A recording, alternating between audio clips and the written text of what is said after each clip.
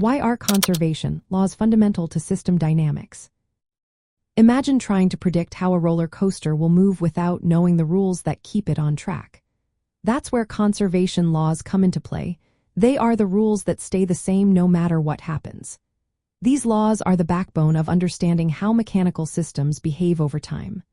They tell us that certain properties, like energy, linear momentum, and angular momentum, do not just vanish or appear out of nowhere. Instead, they stay constant within an isolated system unless something outside forces them to change. This idea helps engineers and scientists predict what will happen without tracking every tiny force involved. Let's start with energy. Energy cannot be created or destroyed, it only changes form. Think about a swinging pendulum. Its energy shifts between kinetic energy when it moves fastest and potential energy at the highest points.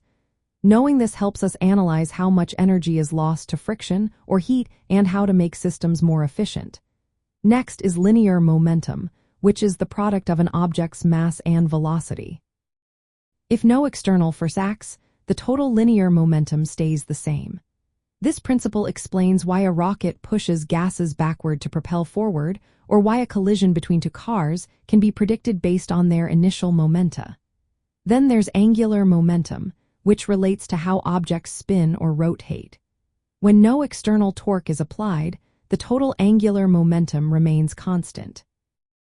This helps us understand how spinning satellites stay in orbit, or how a figure skater spins faster when pulling in their arms. Mathematically, these laws are expressed through equations that relate forces, velocities, and system states over time. These equations are essential tools in system modeling and control.